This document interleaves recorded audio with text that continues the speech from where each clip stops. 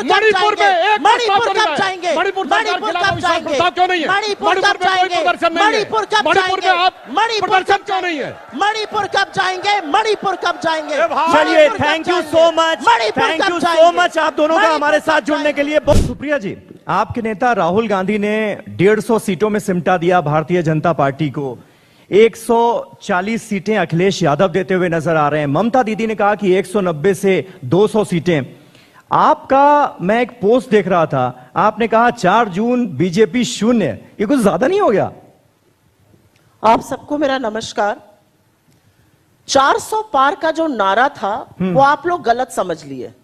400 पार का नारा पेट्रोल के लिए था, आप सीट के लिए समझ लिए।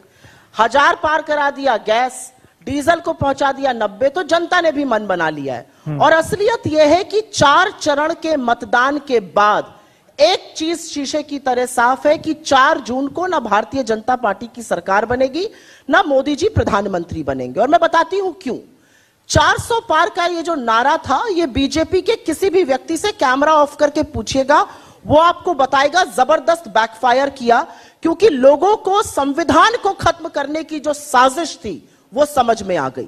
लोगों को समझ में आ गया कि ये आरक्षण खत्म करेंगे, लोगों को समझ में आ गया ये अभिव्यक्ति की आजादी खत्म करेंगे, तो जनता उठ खड़ी हुई। और 4 चरण के बाद ये साफ है कि मोदी जी की सरकार नहीं बन रही है। और आप लोगों एक बड़ा फैशनेबल सवाल पूछते हैं, अरे आप लोग जबरदस्ती संविधान को खतरे में बताते हैं। 48 घंटे पहले बरेली में, उत्तर प्रदेश में ही बरेली है, वहां पर एक दलित चौकीदार था वीरेंद्र कुमार। उसको रामपाल और वीर बहादुर, 2 होमगार्ड जो तहसीलदार के सुरक्षा कर्मी थे, उन लोगों ने बेरहमी से पीटा। और पीटते वक्त गाली देकर कहा कि अनाज लोगे भाजपा का और वोट दोगे किसी और को। तो एक दलित को जब आप वोट देने का भी अधिकार नहीं देंगे, तो वो आपकी ऐसी सिट्टी पिट्टी गुम कर रहे हैं कि इन लोगों को पता है पैरों के नीचे से जमीन खिसक चुकी है। 150 पार होने के लाले पड़े। अब मोदी जी भी अपने मंच से 400 की बात नहीं करते हैं, क्योंकि खामियाजा 4 चरण के बाद भुगत चुके हैं। तो ये इसी से आप लोगों ने ये अंदाजा लगा लिया कि 400 पार का क्योंकि नारा दे रहे हैं, इसलिए ये आएंगे तो संविधान बदल देंगे, आरक्षण खत्म कर देंगे, वोटिंग राइट छीन लेंगे, तानाशाही आ जाएगी। नहीं, हमने ये अंदाजा नहीं लगा लिया, जनता ने लगा लिया। अच्छा। हमें तो पता ही था ये क्या कर रहे हैं। आप जैसे प्रबुद्ध पत्रकार कौन से चश्मे से राजनीति देख रहे हैं मुझे नहीं पता, हो सकता है अच्छे नंबर वाले चश्मे से देख रहे हो, लेकिन आज जो देश में हो रहा है उस पर क्या बहस हो रही है। एक दलित चौकीदार को पीटा जा रहा है क्योंकि वो अपनी मर्जी से वोट डाल रहा है, उस पर कितने टीवी डिबेट हो रहे हैं। आज सवाल इस बात का है, कि एक आदिवासी के सिर पर भाजपा का नेता मध्य प्रदेश में पेशाब कर देता है, उस पर कोई टीवी डिबेट नहीं है। आज टीवी डिबेट इस बात पर नहीं है कि कोर्ट जिसके खिलाफ चार्जेस फ्रेम कर रहा है उसको, उसके परिवार को आप टिकट दे रहे हैं। कहां पर इस पे हो रहा है? आज डिबेट इस बात पर नहीं है कि एक बड़ी प्रबुद्ध पत्रकार को मोदी जी कहते हैं मैं हिंदू मुसलमान करूं तो मैं सार्वजनिक जीवन में रहने योग्य नहीं हूं। 24 घंटे में पलट गए, 24 घंटे में हिंदू मुसलमान करने लगे। जिस व्यक्ति का वजूद इस विषाक्त राजनीति के बल पर है, वो ऐसी बातें कहता है, आप लोग डिबेट नहीं करते। तो हमसे मत पूछिए, जनता को समझ में आ गया और जनता ही हिसाब कर रही है। अनंत हेगड़े से लेकर ज्योति मिर्धा से लेकर लल्लू सिंह, मैं वही कह रहा था, से लेकर गिरिराज सिंह, सब संविधान बदलने की बात कर रहे हैं। या तो इन सब लोगों को निष्कासित कीजिए पार्टी से, या यहां पर बैठ के लच्छेदार बातें मत कीजिए। आपने यहां पर एक बात कही, आपने एक सवाल पूछा, मैं छोटी सी बात कह देती हूँ, सुधांशु जी से थोड़ी मित्रता है, इसका खामियाजा आपको ना भुगतना पड़े मुझे नहीं पता। 15% आरक्षण की बात, 15% बजट खर्चे की बात मोदी जी ने कल करी। मोदी जी बिना पलक झपकाए सफेद सपाट झूठ क्यों बोलते हैं? इस देश का प्रधानमंत्री झूठ क्यों बोलता है? आज चर्चा यह होनी चाहिए। मैं दावे के साथ कहती हूं और मैं यहां पर सीना ठोक के कहती हूं, एक डॉक्यूमेंट, एक कैबिनेट कमेटी की मिनट्स ऑफ द मीटिंग दिखा दे जहां पर ऐसा हुआ हो। आप आकर कुछ भी बोल दीजिएगा, आपने दाम्पत्य का सूत्र निभाया या निभाया, मैं उस डिबेट में नहीं पढ़ना चाहती हूं। आप कह दीजिएगा ब्याहताओं को आपका मंगलसूत्र छीन लेंगे, आप कह दीजिएगा एक भैंस छीन लेंगे, आप कह दीजिएगा ये 48 पन्ने का मेरा विजन डॉक्यूमेंट है, हमारा घोषणा पत्र है, 15,329 शब्द है, एक शब्द दिखा दीजिए जो मोदी जी कहते हैं। आज यहां से मंच से जाऊंगी और कभी ऐसे मंच पर नहीं आऊंगी अगर एक भी बात जो मोदी जी कहते हैं वो दिखा दीजिए।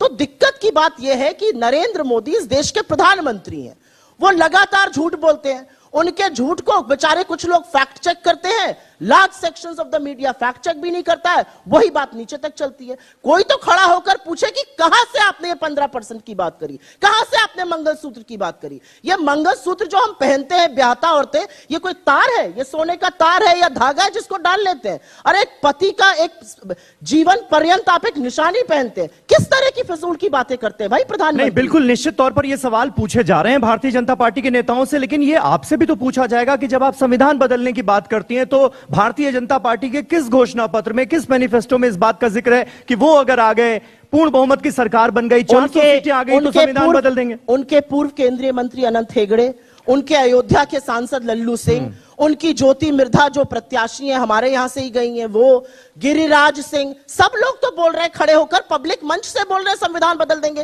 तो या तो मोदी जी अपनी अगली पब्लिक रैली में कहें कि ये सब लोग देश विरोधी हैं, भाजपा इनसे कोई ताल्लुक नहीं रखना चाहती है, मैं इन सबको पार्टी से निष्कासित करता हूं, ये जो बात कह रहे हैं ये गलत है। मतलब इधर आप भांजेंगे संविधान बदलना उनकी तरफ, और यहां पर आकर मीडिया कहेगा नहीं वो कहां बोल रहे हैं, अरे उनके लोग बोल रहे हैं। हमारा कोई लोकल बलिया का प्रवक्ता कुछ बोल देगा तो उस पर होगा पब्लिक डिबेट, प्राइम टाइम पर टीवी 9 पर डिबेट होगा। यहां उनके सांसद बोल रहे हैं, सुई टपक सन्नाटा है।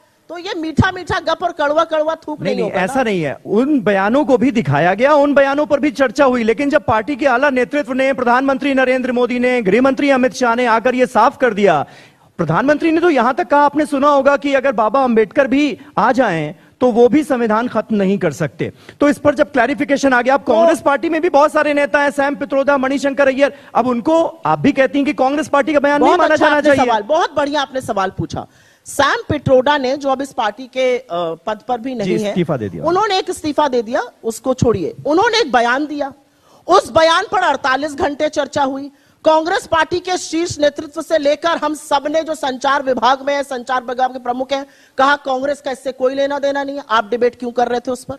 आप 48 घंटे तक क्यों राहुल गांधी की फोटो लगाकर डिबेट कर रहे थे? वो इसलिए कर रहे थे सुप्रिया जी, नहीं सुप्रिया जी, कितने डिबेट नहीं, आपने सवाल पूछा, मैं बता दूं, वो इसलिए कर रहे थे क्योंकि जब प्रधानमंत्री ने वेल्थ डिस्ट्रीब्यूशन वाला बयान दिया, आप टाइमिंग देखिए, उसी वक्त पर सैम पित्रोदा नमूदार होते हैं और कहते हैं कि वहां पर 45%, 55% वाला वो विरासत टैक्स दिया जाता है। आपने मेरे सवाल का जवाब खुद ही दे दिया। कैसे? जिस समय प्रधानमंत्री ने यह कहा, उन्होंने ये कह दिया, जिस समय हम कह रहे हैं कि ये संविधान बदलने वाले, इनके लोग कह रहे हैं संविधान बदलना है, आपने तो जेपी नड्डा और नरेंद्र मोदी की फोटो लगाकर डिबेट नहीं किए।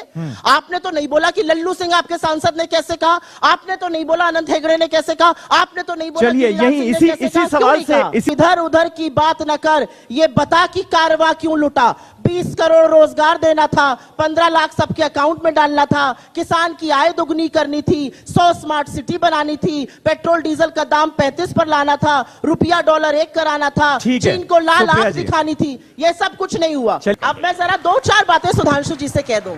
आप मेरे ट्रैप में फंस गए, पूछिए कैसे? आप एसबीआई LIC की बात करने लगे। एसबीआई LIC की बात हमने कब करी थी? जब अडानी महाघोटाले की बात करी थी।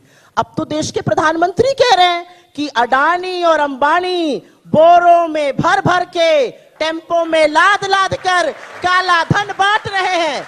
आपका इस पर क्या वक्तव्य है? मुझे बताइए। अगर देश के प्रधानमंत्री इतना बड़ा इल्जाम लगा रहे हैं, इतनी गंभीर बात कर रहे हैं, तो ईडी, सीबीआई, इनकम टैक्स सांप सूंघ गया सबको, कोई जा ही नहीं रहा है।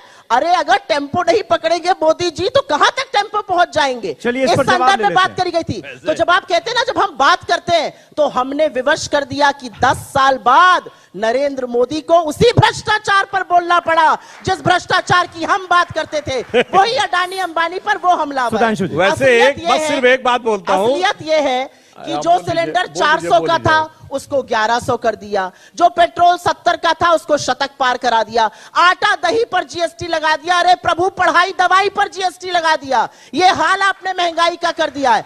आज गाना बदल गया है, पहले गाना था सखी सैया तो खूबे कमात है, महंगाई डायन खाए जाते, आज दूसरा गाना चल रहा है, सखी सैया तो नईखे कमात है, महंगाई डायन खाए जाते हैं। असलियत ये है। सुधांशु जी भी सांसद है। क्या प्रधानमंत्री की बात से सहमत हैं कि क्या टेम्पो में भर भर कर, बोरों में लाद लाद कर काला धन बांटा जा रहा है? क्या आप इस बात से सहमत हैं या नहीं है? आप भी सांसद हैं, सम्मानित हैं, हाँ या ना में जवाब दीजिए ना। पीयूष गोयल से सवाल पूछा गया, उन्होंने क्या कहा? अगर प्रधानमंत्री ने कहा है तो उन्हीं से पूछो। ऐसी कन्नी काटना तो मैंने आज तक किसी को देखा ही नहीं है। पार्टी बिल्कुल चुप, एक व्यक्ति नहीं बोल रहा है पार्टी में कि प्रधानमंत्री सही कह रहे हैं या गलत कह रहे हैं। प्रधानमंत्री पहले चरण के बाद मटन मीट मुर्गे पर आ गए, दूसरे चरण के बाद मंगलसूत्र और भैंस पर आ गए, तीसरे चरण के बाद वो आ गए अडानी अंबानी पर, और चौथे चरण के बाद मोदी जी को गजनी का शिकार हो गए। जैसे गजनी में था ना, मैं तो हिंदू मुस्लिम करता ही नहीं हूं, 12 घंटे बाद मुसलमानों के साथ ये हुआ है। तो ये 4 चरण की मोदी जी की कहानी है। अब आप सवाल, बिना न्योता लपके बिरयानी और सिवई खाने गए हमारे देश के प्रधानमंत्री लाहौर, क्यों गए? बिना न्योते के आईएसआई को पहली बार हिंदुस्तान की सरजमी पठानकोट पे किसने बुलाया? आपकी सरकार, आपके प्रधानमंत्री ने। असलियत यह है, अडवाणी जी पाकिस्तान गए, क्यों गए शिरकत करने, क्यों गए सिर झुकाने उस जिन्ना के सामने जिसने यहां पर हिंदुस्तान पाकिस्तान का बंटवारा किया? आपकी असलियत यह है कि जब हमारे लोग, जब इस देश की जनता अग्रसर थी और अंग्रेजों को करो या मरो का नारा देके देश से खदेड़ रही थी क्विट इंडिया मूवमेंट में, आप जिन्ना के लोगों के साथ, मुस्लिम लीग के साथ सरकार चला रहे थे, गलबैया कर रहे थे। आप तो फजलुल रहमान के साथ लगे हुए थे जिसने प्रस्ताव पारित किया था पाकिस्तान के बनने का। तो असलियत यह है कि यहां पर मत बोलिए। आपने इस देश की सामाजिक चेतना की बात करी, उस पर चर्चा होनी चाहिए। सामाजिक चेतना बिल्कुल जरूरी है। सामाजिक चेतना, और एक हिंदू होने के नाते मैं बहुत अपमानित और बहुत उद्वेलित महसूस करती हूं जब मैं ज्योतिर्मठ के शंकराचार्य का कल का बयान सुनती हूं, जहां पर वो कह रहे हैं कि देश में डर का माहौल है, मुझ तक को डराया जा रहा है, मुझ तक को धमकाया जा रहा है, इसलिए मैं अपने अनुयायियों से कहता हूं ज्यादा मेरे आसपास मत रहो, तुम्हारे ऊपर भी पुलिस और प्रशासन हावी हो जाएगा। ये हमारे धर्म के शंकराचार्य कह रहे हैं। आपने राम मंदिर का इनॉग्रेशन किया, बहुत अच्छी बात है, हम सबके आराध्य हैं, मर्यादा पुरुषोत्तम है, उनकी मर्यादा का एक अंश आप में नहीं है, वो अलग बात है। राम ने तो कहा रामायण में क्या कहा वाल्मीकि जी ने? दैहिक दैविक भौतिक तापा, राम राज नहीं कहूं व्यापा।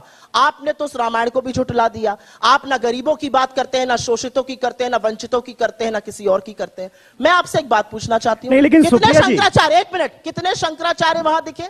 इस देश की पहली महिला आदिवासी राष्ट्रपति क्यों नहीं दिखी? वही नहीं जिस सदन में आर्टिकल 5 में कहता है कि पार्लियामेंट का मतलब है राष्ट्रपति और लोकसभा और राज्यसभा, उसके इनॉग्रेशन में आपने महामहिम को क्यों नहीं बुलाया? आपने शिलान्यास में दलित राष्ट्रपति को क्यों नहीं बुलाया? इलेक्टोरल बॉन्ड पे इधर उधर की बात मत करिए। इलेक्टोरल बॉन्ड पे सुप्रीम कोर्ट ने आपकी कलई खोली और कहा यह गोरख धंधा बंद होना चाहिए। चंदा दो, धंधा लो, वसूली रैकेट चल रहा है, ईडी सीबीआई इनकम टैक्स जा रही है, चंदा आ रहा है, बंद हुआ जा रहा है। आपने तो हिंदू धर्म में होने के नाते कहती हूं, बीफ की कंपनी तक से चंदा लिया है कि स्वयंभू हिंदू धर्म के ठेकेदार बनते हैं आप? शर्म कीजिए आप लोग। आपने तो गौकशी के जो लोग करते हैं उस कंपनी तक से चंदा लिया। आप क्या बात करेंगे? अच्छा, वो गाना था सुधांशु जी, हम प्याला हम निवाला की बात कर रहे थे। काश इसी तकरीर से, काश इसी जज्बे से चीन का नाम आपके प्रधानमंत्री ले पाते। असलियत यह है कि 20 जाबाजों की गलवान में शहादत हुई और प्रधानमंत्री ने कहा कोई घुसा हुआ नहीं है। 20 कोर कमांडर लेवल की बातों के बाद, वार्ताओं के बाद हम 2020 की यथावत स्थिति नहीं बना पाए। हम चीन से $200 बिलियन का ट्रेड कर रहे हैं, लोगों की आंख में धूल झोंक रहे हैं टिकटॉक बैन करके। अरे असलियत यह है कि चीन आपके घर में घुसा हुआ है। सारा का सारा लद्दाख सड़कों पर है, वहां पर लोग आमरण अनशन कर रहे हैं। आप वहां जाने की भी जरूरत नहीं समझते हैं। कश्मीर की बात करते हैं, चुनाव नहीं लड़ पा रहे वहां पर, 3-3 सीटों पर उम्मीदवार नहीं उतार पाए। अरे इतना बढ़िया था तो कश्मीर में चुनाव लड़के दिखाते ना, काहे भाग गए? असलियत यह है कि पाकिस्तान की चर्चा होनी चाहिए जब पाकिस्तान के 2 टुकड़े किए इंदिरा गांधी ने सेना के शौर्य और पराक्रम के बल पर। सारा विश्व एक तरफ था, आंख में आंख डाल के पाकिस्तान के 2 टुकड़े करके बांग्लादेश को जन्म दिया। आपकी तरह कोई घुसा हुआ नहीं है कहकर चुप नहीं बैठी। चीन को सबक सिखाइए, मैं आज कहती हूं, पूरा विपक्ष आपके साथ है। चीन का नाम नहीं लेते हैं भाई। अरे वहां अरुणाचल में आपका सांसद कह रहा है अरुणाचल में गांव बसा रहे हैं। नेपाल ने अपने करेंसी नोट पर हमारी जगह लगा दी, हम चुप रहे। बांग्लादेश कॉक्स बाजार में सबमरीन बनाने की परमिशन दे रहा है, हम चुप बैठ रहे हैं। असलियत यह है ब्रिक्स के नए सदस्य हमारी यूएनएससी को रोक रहे हैं, हम चुप बैठे हुए हैं। किस तरह की बातें आप लोग करते हैं? असलियत यह है कि लच्छेदार बातें करना एक चीज है। हमारा विदेश मंत्री पॉडकास्ट में, जिस पॉडकास्ट में साहब भी जाते हैं, कहता है हम छोटी इकोनॉमी है, चीन बड़ी इकोनॉमी है, हम उससे कैसे लड़ेंगे? आप सेना के शौर्य और पराक्रम पे आपको भरोसा नहीं है, आप सेना का मनोबल तोड़ने का काम करते हैं। 2020 की यथावत स्थिति ना बनना, बार बार चीन कहता है, आपका प्रधानमंत्री भी तो कहता है कोई घुसा हुआ नहीं है। चीन का नाम क्यों नहीं लेते हैं? और पाकिस्तान की बात कृपया करके वो लोग ना करें, नाम ले लूं, अनुमति हो तो। कृपया करके वो लोग ना लें कि पाकिस्तान का नाम, जो असलियत में पाकिस्तान जाकर जिन्ना की मजार पर मत्था टेकते हैं। ये काम मत कीजिए। असलियत अरे ये भाई है कि मेरी चीन पूरी के बात होने साथ दीजिए, नहीं क्या होगी तरीका है? सुधांशु जी, चीन वक्त के की साथ- थोड़ी सी कमी है। जी जी, चीन जल्दी के से। साथ $200 बिलियन का धंधा आप करते हैं। चीन को पैसा आप दे रहे हैं, अपनी सेना को वहां पर वो एग्रीमेंट सूट आप करता है। करते हैं। असलियत यह है कि चीन का नाम प्रधानमंत्री नहीं लेते हैं। महाबलीपुरम में शहनाई जरूर सुनी, साबरमती में झूले की पींग जरूर लगाई, लेकिन चीन का नाम नहीं लेते। अरे आपके प्रधानमंत्री इस देश के मणिपुर में जो साल भर से जल रहा है वहां जाने की हिम्मत नहीं करते, चीन का नाम क्या ले? इस देश के प्रधानमंत्री के अंदर मणिपुर जाने की हिम्मत नहीं है। जल्दी से, मणिपुर जल्दी जाने से, की 10 हिम्मत सेकंड नहीं है। सुधांशु जी। मणिपुर कब जाएंगे? दोनों बात का डेट और जवाब टाइम देता हूं। बताइए। अरे अरे सुनिए। प्रधानमंत्री डिबेट से भाग रहे हैं, मणिपुर जाने की हिम्मत बोलने तो नहीं है। दीजिए सुप्रिया ये जी उनको। असलियत है। जी, स्वस्थ रहने के लिए इस्तेमाल करें अयोध्या धाम का श्री राम नाम स्पेशल निरोगी चूर्ण और बुकनों